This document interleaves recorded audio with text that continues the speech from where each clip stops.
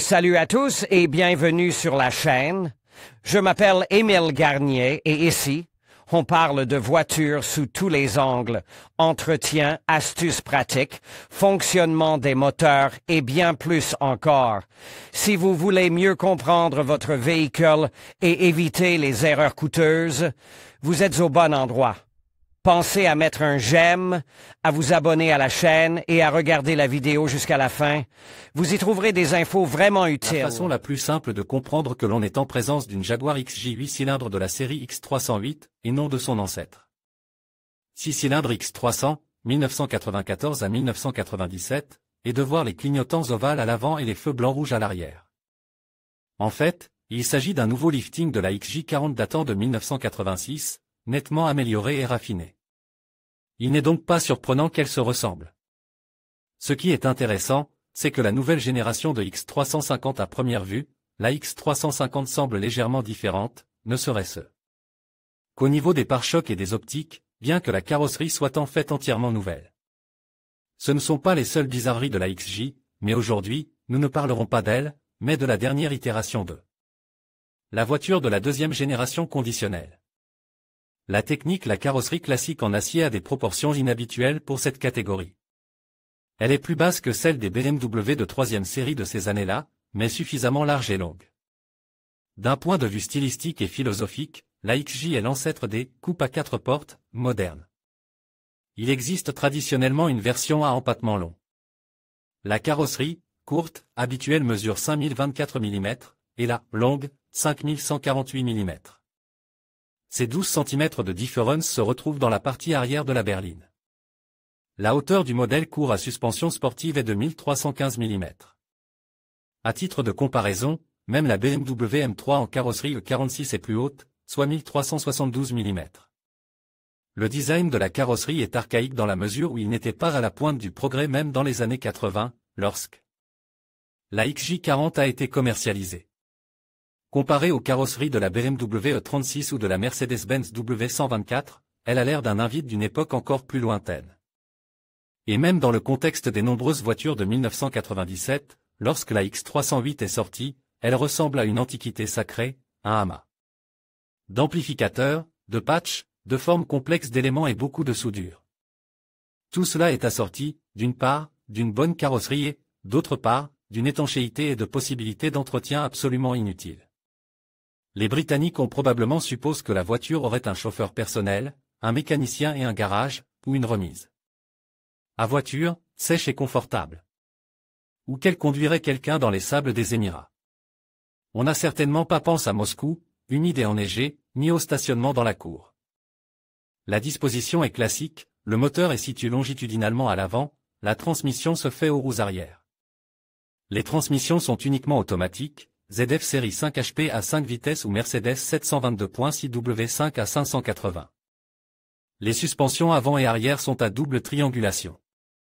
À l'arrière, la suspension est traditionnelle pour l'entreprise, avec l'utilisation de l'entraînement comme bras de suspension supérieur et de roulement au lieu de cils en bloc. En option, le système 4 propose des amortisseurs à commande électronique avec un liquide de travail à viscosité variable et la possibilité d'un réglage automatique de la position de la carrosserie. Les moteurs de la nouvelle gamme AJ V8 ont été développés par Jaguar depuis la fin des années 80, mais ont finalement été redessinés pour répondre aux exigences de Ford, qui a racheté Jaguar en 1990. Les moteurs V6 ont été dotés d'un bloc cylindre Ford, tandis que les moteurs V8 restent pratiquement inchangés. La X308 était équipée de moteurs V8 de la série AJ26 avec un bloc Nikasil et un contrôle de phase à 2 étages, et de la série 2. Compresseur AJ26S sans contrôle de phase. En 1998 à 1999, les moteurs ont été remplacés par la série AJ27/27S actualisée, avec des chemises en fonte, un phasage variable en continu, un nouveau papillon des gaz et une nouvelle pompe à huile. Le système électrique est l'héritier des étranges électriques de 1986, avec des bus multiplex pour le son et le moteur et des normes barrettes de câblage en parallèle de type VAZ 2101. En d'autres termes, très moderne pour 1986 et archaïque pour la 2000e. Le nombre d'options est relativement faible, même les rétroviseurs rabattables électriquement avec variateur de lumière et bloc mémoire. Sur cette génération appartenant à des kits très coûteux, et le système multimédia était considéré comme n'étant pas particulièrement avance même au moment de la sortie. Le système multimédia n'était pas considéré comme particulièrement avance, même au moment de la sortie de la voiture. Cependant, la qualité du son a fait l'objet de peu de plaintes. Chronologie octobre 1986. La Jaguar XJ40, génitrice de la série, est présentée au public lors du Salon international de l'automobile de Londres. Octobre 1994. Au Salon de l'automobile de Paris, la prochaine étape de la série est présentée, la XJ dans la carrosserie X300. La X308 héritera du design de la carrosserie et d'un grand nombre de caractéristiques intérieures. Octobre 1997. La voiture est commercialisée avec la carrosserie X308. L'intérieur a été radicalement modernisé, se débarrassant complètement de l'héritage de la XJ40, mais le design de la carrosserie a été conservé. Moteur exclusivement des V8 de la série AJ, V8, atmosphérique de 3,2 et 4,0 litres, 240 et 290 chevaux, ainsi que 4,0 avec compresseur, 370 chevaux. Tous les moteurs sont équipés de boîtes de vitesses automatiques à 5 rapports, mais les atmosphériques sont des boîtes ZF5 HP24. Le compresseur est équipé d'une boîte de Mercedes, W5 A580, plus connue sous le nom de la série 722.6. Automne 1998. Les moteurs sans suralimentation des séries 3.2 et 4.0 AJ26 ont été remplacés par la série modernisée AJ27, le moteur suralimente. AJ26S par le moteur AJ27S au cours de l'année suivante. La nouvelle série de moteurs comporte des chemises en fonte et d'autres modifications. Les moteurs suralimentés de cette période peuvent contenir des composants des moteurs de la série 27 et portent la désignation non officielle 26.5. Mai 2003. La production du modèle est annulée. Carrosserie. Panneaux extérieurs. De tous les panneaux extérieurs, seuls 3 sont en aluminium, le capot et les ailes avant. Les autres pièces sont en acier galvanisé ordinaire. Malheureusement, la carrosserie demande beaucoup d'attention. Idéalement, la voiture doit être garée dans un garage sec et la carrosserie doit être inspectée minutieusement chaque année.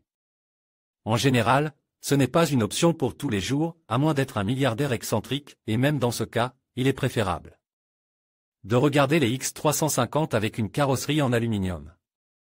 La rareté du modèle présente un avantage supplémentaire, l'histoire de nombreux exemplaires peut être retracée très loin dans le passé, surtout s'il s'agit de variantes à faible édition et coûteuses comme la XJR.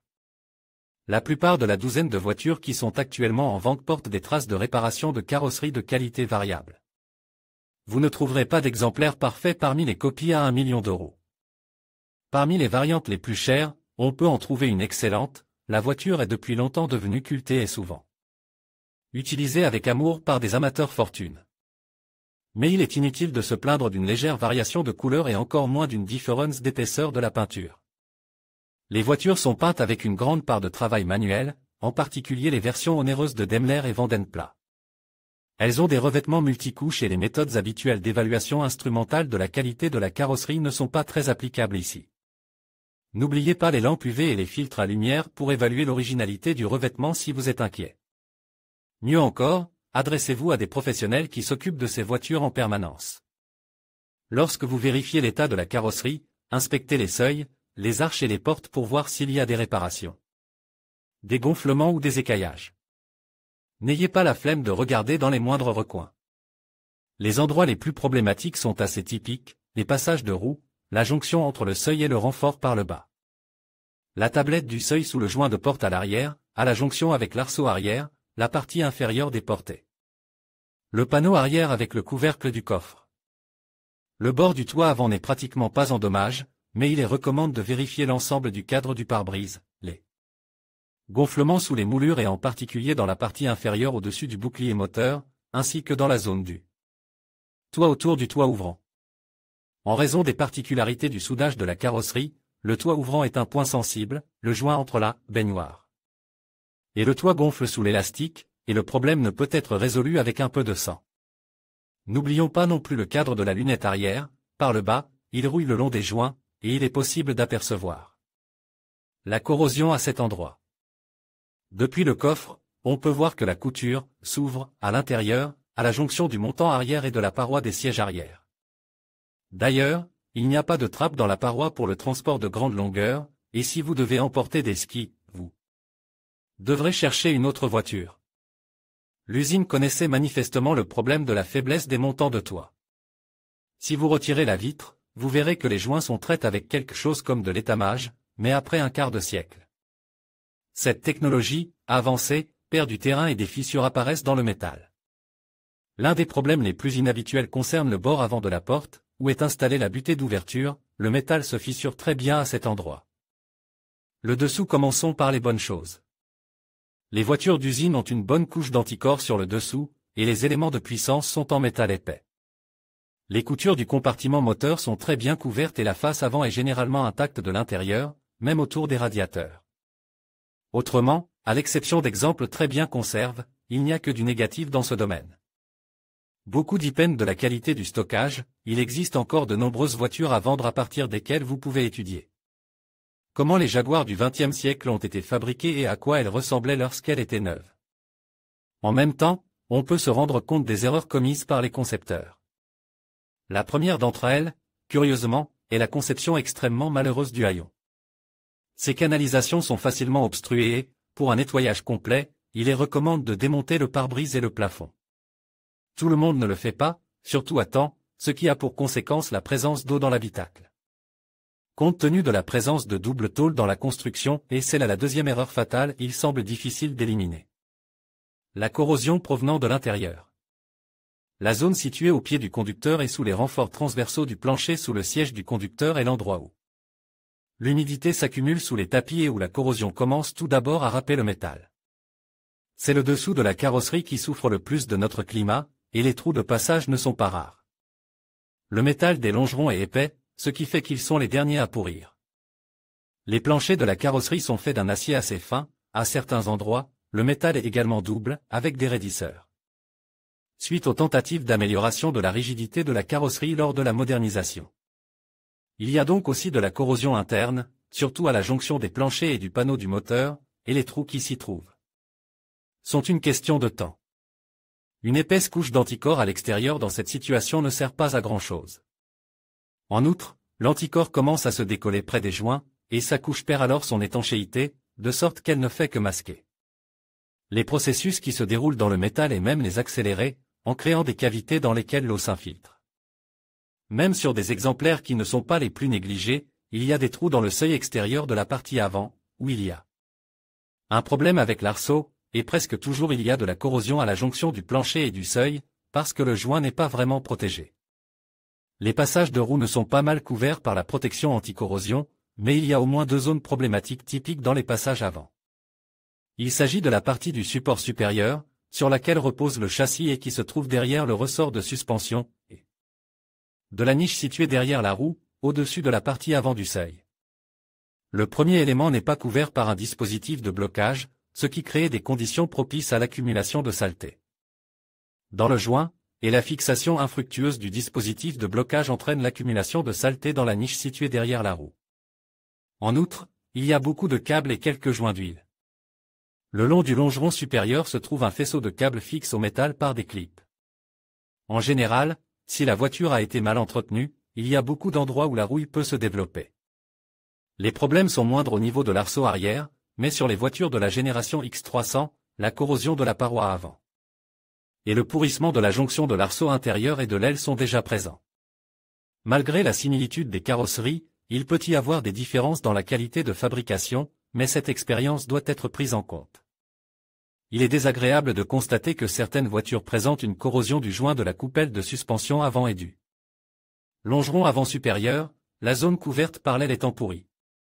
La situation est aggravée par le fait que la plaque d'immatriculation de la carrosserie se trouve à côté de l'aile droite. Les autres points de corrosion typiques dans les zones cachées de la carrosserie sont assez prévisibles. Il s'agit, par exemple, de la cavité du coffre et de la zone située au-dessus du faux châssis arrière. La courbure des longerons devant les roues arrière est un exemple d'échec de la ventilation de l'élément de puissance de la cavité interne du plancher. Les zones des panneaux avant et arrière au niveau des supports de fixation des faisceaux d'alimentation du pare-choc souffrent beaucoup. Ils reposent sur deux supports, qui sont rouillés. Sous le panneau de drainage en plastique, les joints situés à côté des montants du toit sont également rouillés, le mastic d'étanchéité cédé avec le temps, et de nombreux exemplaires portent des marques rouges à cet endroit.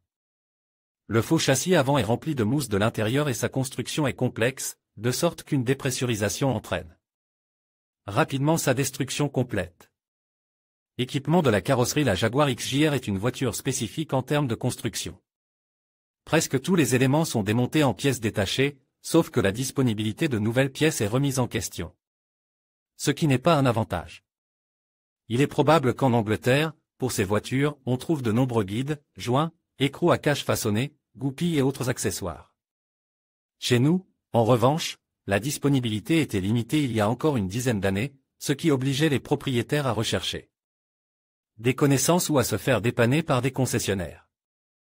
Nous avons déjà parlé plus haut de la relation entre l'état du toit ouvrant et les planchers de la voiture, il ne s'agit donc pas d'un simple élément décoratif. Pour nettoyer les très malheureuses canalisations, il faut enlever le toit ouvrant, ce qui nécessitait de démonter le plafond. Pour ce faire, il est préférable d'enlever le pare-brise. C'est ce que le manuel officiel d'entretien et de réparation recommande de faire, et c'est ce que le concessionnaire fera. En outre, vous ne pouvez pas déconnecter correctement le plafond de l'arrière sans retirer également la vitre arrière. Si vous ne faites pas tout cela, le plafond peut facilement se briser. Il existe toutefois des services spécialisés dans les toits ouvrants Jaguar, qui ont mis au point depuis longtemps des techniques de réparation par contournement. La cerise sur le gâteau, ce sont les guides de toit ouvrant en plastique, qui se cassent avec le temps. Jusqu'à il y a une dizaine d'années, il n'était pas facile de les trouver.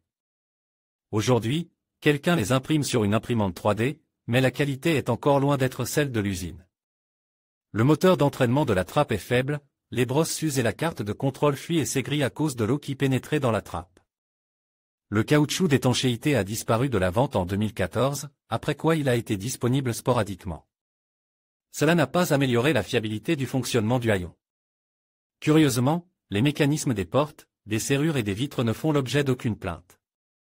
Les vitres électriques sont ici sectorielles, sans câble supplémentaire, et, contrairement au haillon, les guides ne sont pas avares. Le maximum de ce qui peut être respecte rupture des câbles des poignées de porte ou absence de contact dans les connecteurs, et les rétroviseurs souffrent, en particulier avec la photochromie.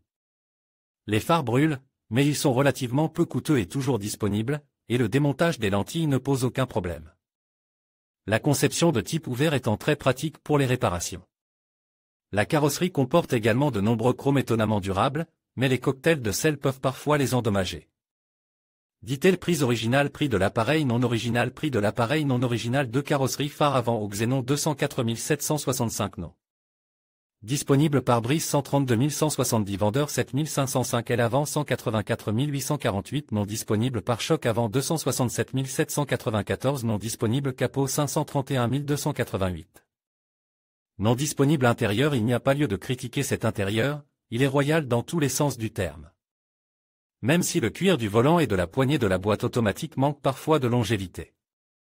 Il ne faut pas oublier que le cuir naturel doit être entretenu. Mais en général, le choix des matériaux et la qualité de construction sont bons, même si l'ergonomie peut sembler particulière. Il est regrettable que les Britanniques aient une attitude maladroite à l'égard des petites choses. Ainsi, l'étrange porte-gobelet situé dans la coudoir est un échec constructif et n'est que rarement utilisable. Les bricoles en plastique sont soit très solides, soit se fissurent d'elles-mêmes comme les triangles de fixation des pare-soleils. Et oui, le plafond s'affaisse et se détachait tant le panneau lui-même, qui s'enlevait pour accéder au haillon, que sa doublure en tissu. Et c'est là que tout devient intéressant avec la climatisation. Les Anglais n'ont pas prévu de filtre d'habitacle et les radiateurs des climatiseurs sont bouches sur toutes les voitures. Et ce n'est pas de l'intérieur, mais de l'extérieur, ce qui rend l'air complètement impraticable. Les rapports de service font état de la nécessité d'un démontage complet du panneau, mais en fait un aspirateur de lavage et un petit ensemble d'accessoires modifiés permettent de laver le radiateur sans démonter l'intérieur. Pour ce faire, il est possible de passer par le conduit d'air situé dans les jambes du passager. Toutefois, le prix demande est tel que la plupart des services démonteront la berline sans réfléchir. De plus, il y a 2 ventilateurs sur un chauffage, et ce n'est pas pour une version à empattement long, mais pour tous. Cependant, le système fonctionne bien, il y a peu de défaillances et l'efficacité est louée par tous. Électricité dans l'ensemble, il faut reconnaître que Jaguar a beaucoup amélioré la qualité au moment de l'introduction de la X308. La baisse du nombre de pannes est due en grande partie à l'amélioration progressive de la qualité du câblage et des blocs. Les fils sont épais et les bornes de grande taille. Cela semble de passe, mais dans la pratique, c'est plutôt un avantage. Dans l'ensemble, le X308 est une machine assez stable, mais il y a quelques éléments qui viennent gâcher les choses. Le premier d'entre eux est l'accélérateur. Sur les voitures équipées de moteurs AJ27/27S, il y a un accélérateur électrique délicat.